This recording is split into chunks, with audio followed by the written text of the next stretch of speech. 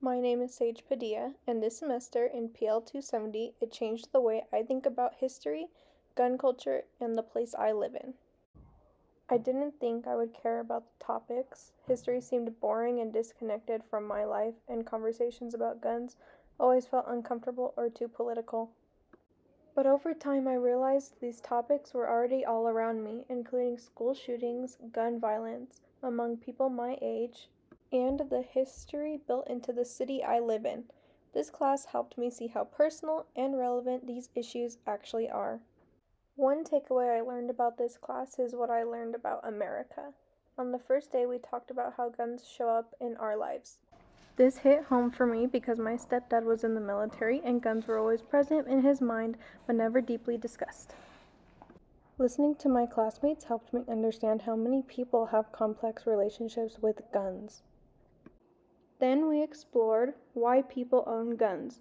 I originally thought it was about identity, protection, or fear, but lecture discussions and readings showed me that gun ownership is often tied to roles people feel expected to play, especially men being seen as protectors of their families and communities.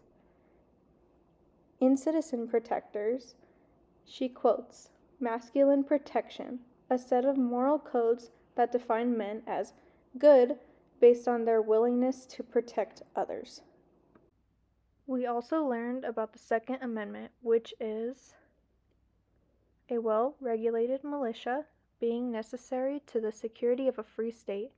The right of the people to keep and bear arms shall not be infringed. The Second Amendment was originally about militias, not personal gun rights. Over time, especially with the NRA's influence and the 2008 Heller case, it was reinterpreted to mean an individual right to own guns. We also learned about the NRA, which is a U.S. organization that advocates for gun rights, promotes firearm education, and defends the Second Amendment. It was originally founded in 1871 to promote rifle shooting and has since evolved into the country's largest gun rights lobbying group. Its members include hunters, sport shooters, and other gun enthusiasts. The NRA became a powerful political group that pushed the idea that owning a gun is an individual right. It was shaping modern gun culture and laws. Before this class, I didn't know how powerful these foundations were or how they shaped debates happening today. Reading Citizen Protectors helped me understand that guns are not just objects, but they are symbols of race, gender, and economic insecurity. The main point in Chapter 1 of her book, Jennifer Carlson explains the problem with gun violence in socioeconomic decline and focuses on the vicious cycle. The author Jennifer Carlson talks about the male breadwinner and how it is declining, leading to males' connection to guns. In the first chapter, she also explains situations where a white male owned a gun and an African American male owned a gun. It made me think differently about how people decide who gets to be the protector and who gets seen as a threat. This led me to learning about inequality, which was also a big part of class. Redlining showed up in both readings. I had heard the word before, but didn't understand how deeply it shaped neighborhoods. Learning about how neighborhoods were designed to separate people made me see Denver differently. We also studied gentrification, the process of a poor urban neighborhood changing as wealthier people move in, leading to a rise in housing costs and property values. Looking at Denver's I-70 construction helped me understand how communities were displaced to make room for highways no one wanted near their homes because of the noise and air pollution. Reading The Holly connected history directly to my city. Every week, the story helped me understand how violence, policing, gangs, and redevelopment grew out of decisions made decades earlier. In The Holly, they discuss gang violence in North Denver, such as Crips and Bloods, and how violence grew there. The Holly Shopping Center is where the Bloods' territory was. It eventually burnt down, and that's when the redevelopment started to occur. For the first time, I could drive through Denver and actually recognize pieces of history, like where the Holly Shopping Center once stood.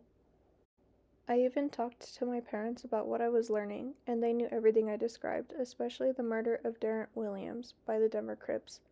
That moment showed me that history isn't just something in books, it's stories that our families lived, and it continues shaping our lives now. I began to connect our readings to real events, just like the Inglewood school shooting and Charlie Kirk's assassination. This made me realize that we are always living in history. I started this semester uninterested and uncomfortable discussing politics or guns, but slowly I felt myself becoming more engaged. This class challenged me to step out of my comfort zone. I learned that I actually enjoy understanding how the history in guns and politics work, even if the topics are difficult, and I feel more confident participating in discussions because I finally understand the bigger picture. A huge part of this growth came from having a teacher who connected the lectures to real life. This made learning feel meaningful, not just academic. The biggest lesson I'm leaving with is that topics we avoid or think don't matter can end up teaching us the most. History isn't trapped in the past, but it shapes everyday life, and it repeats itself.